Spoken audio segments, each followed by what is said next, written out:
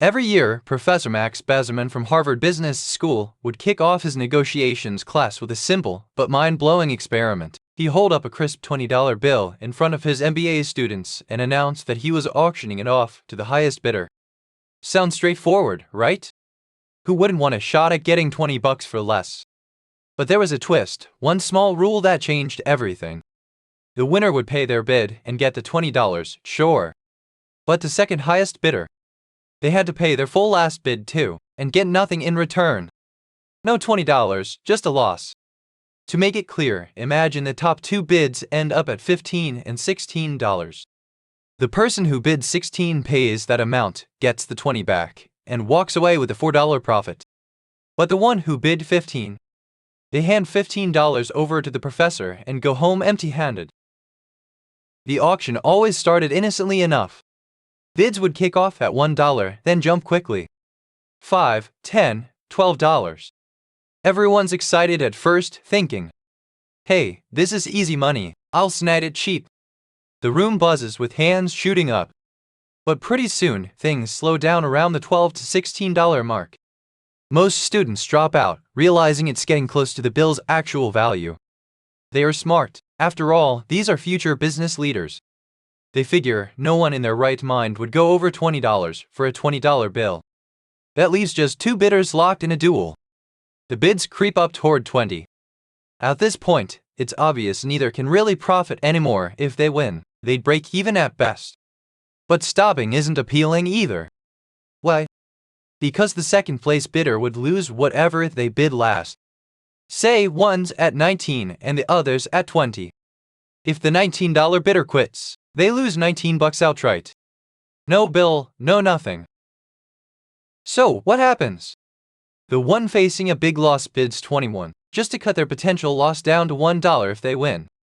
Now both are losing money, no matter what. The class usually erupts in laughter when it crosses 21. These sharp MBA students paying more than face value for a 20? It's hilarious and a little embarrassing.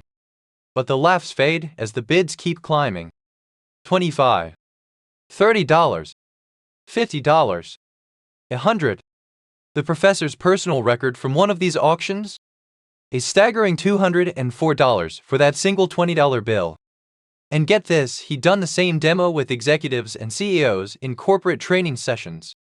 And it always ended the same way. The bill sold for way more than 20. By the way, he donated all the proceeds to charity, so at least the money went to a good cause. So why does this happen every single time? What was Professor Bazerman trying to teach? It's all about something psychologists call loss aversion. Our deep, hardwired fear of losing what we've already put on the line. People hate losses way more than they love equivalent gains. Experiments have shown this over and over. We'd rather avoid losing $10 than gain $10. At the start, everyone sees a chance for free money. I'm too smart to overpay, they think. But once those top two bidders are in deep, say, around $15 or $16, the second one suddenly faces a real loss if they stop. To avoid that pain, they bid higher than planned. Then the roles flip, and the other does the same to minimize their own loss. Pretty soon, both are trapped in a spiral. They're not bidding to win the 20 anymore. They're bidding to lose less than the other guy. One might lose $1, the other 20, or worse. But pushing higher just digs the hole deeper for both. What started as a hunt for easy profit turns into escalating losses. This isn't just a classroom trick. You see it everywhere in real life. Think about the stock market. Someone buys shares that start dropping.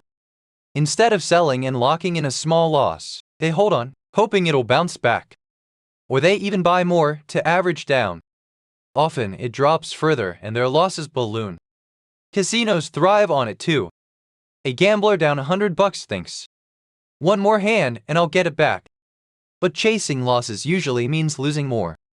In business deals, mergers, or even wars, people pour more resources in just to avoid admitting a sunk cost was a mistake.